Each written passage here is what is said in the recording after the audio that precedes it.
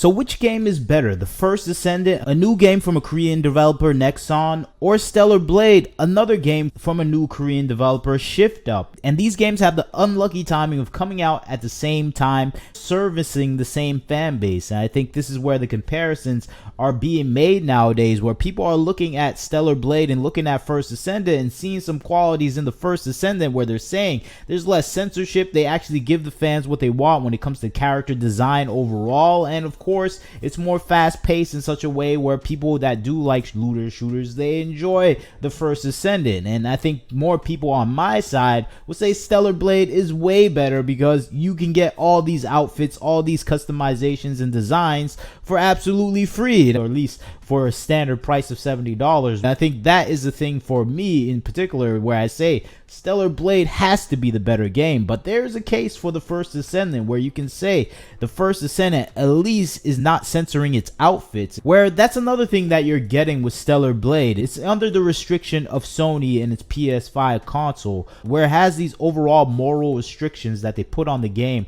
where they have to censor any sort of designs that they feel are not in line with Sony's brand. And I think this is the unfortunate thing for Stellar Blade in particular in comparison to the First Descendant, where the First Descendant doesn't have to care about that. It doesn't have to care about any particular systems or consoles, moral standards or censorship that they want to impose on games. Whatever political progressive values any system has, it can ignore them because it's there to make a profit. And I think that's the benefits of going for pure profit. And of course we know the negatives with the First Descendant, where it's absolutely a game where you have to spend hundreds of dollars to actually get enjoyment out of the character designs in its totality. And of course people are going to say you can grind for these character attributes, and yes, that is a possibility. It's not all based on actually paying for things, and I think that's where it gets a little bit of points. But the grind itself is closed within this sphere where it becomes increasingly difficult and annoying to wait for pickups that may or may never come based on the programming and practices of the developer itself, Nexon, who is known to have these overall price gouging practices where they try to get every cent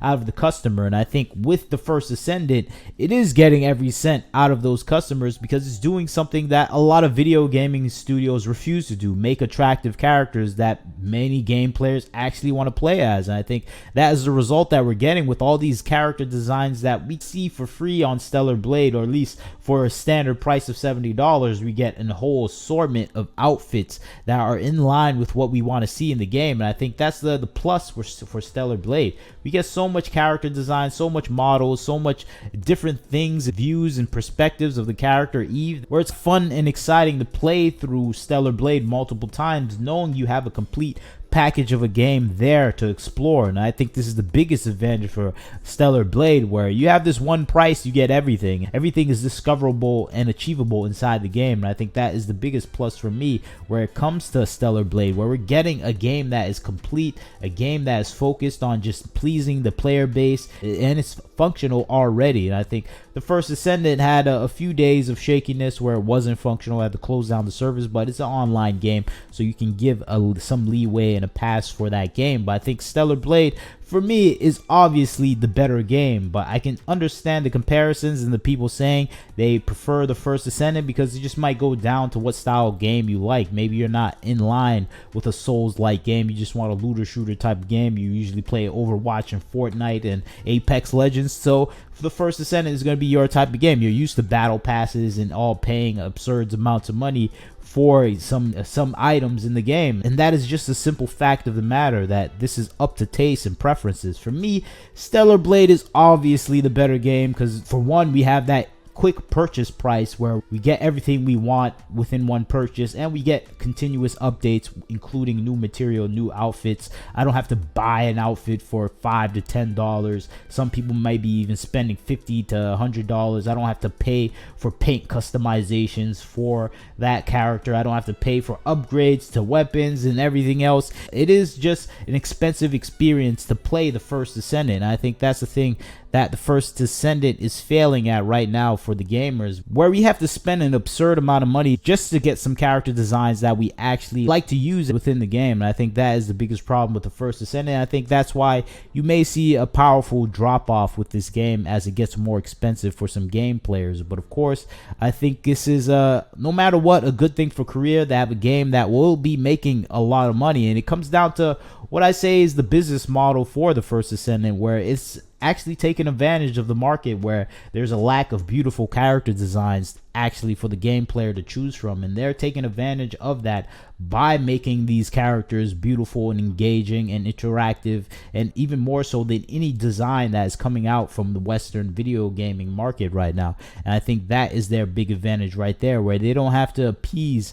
these political progressive ideologues that have invaded the Western games development space, and for that they're gonna make billions of dollars most likely, because this game is getting the attention it deserves from the gamers as it rakes in a massive amount of streams with over 250,000 people playing. I think I saw earlier it was up to 270,000, and it keeps increasing from its original day one release of 170,000 Steam players playing. This is a game that is achieving a record amount of growth, and I think it will continue on because it's just giving what the fans want, and what the fans want is beautiful character designs made to actually appeal to the game player base, that is not made for social political reasons. It's made to actually show something that is attractive to the gamer base, and it actually is wrapped inside of a good game. And I think that's the best thing about the first Descendant. It gives us the beautiful designs that are missing in the video gaming industry, and it's showing other video game developers that pretty works. You can make pretty characters and it's gonna sell like gangbusters, and people are gonna buy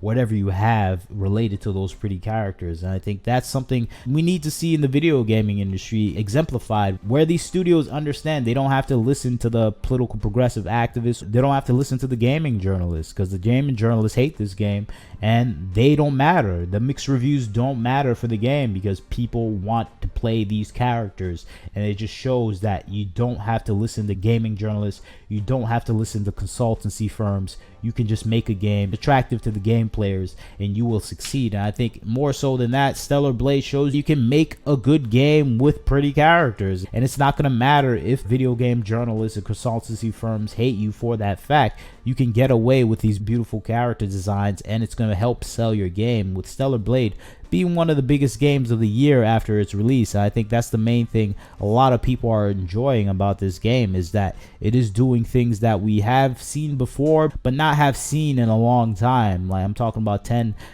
years. So this is a game that is revolutionizing the industry in a sort of way where we're gonna see more of these kind of stylized beautiful characters, because it's making money, and when something makes money, other people follow that design pattern. And I think Stellar Blade and the first Descendant are making ways to make this possible within the industry, to make pretty designs and make a lot of money off of them. And I think that is the future of gaming. But you tell me what you think about the situation. Do you think Stellar Blade and the first Descendant are equal? One is better than the other. I obviously think Stellar Blade is way better than the first Descendant, just because you have that one-time purchase price and you get over 100 outfits. So that is obviously the better deal for me, and I think the gameplay is just more in line with what I want to see in gaming as a whole. I like Souls-like games, so I'm not a looter shooter type of guy, so I can live without the first Descendant expensive experience. But the first Descendant does something really well, where it convinces the studios that you can sell pretty and it will make you hundreds of millions of dollars. And I think that's the case with the first Descendant. Make something pretty and the gamer base will follow, and I think that's the essential thing that we're seeing with the first Descendant, and hopefully it carries over to the rest of the video gaming industry. But you tell me what you think about the situation. I'd like to hear your thoughts. Like, share, subscribe. This is Wagner Knows Why. Catch you next time.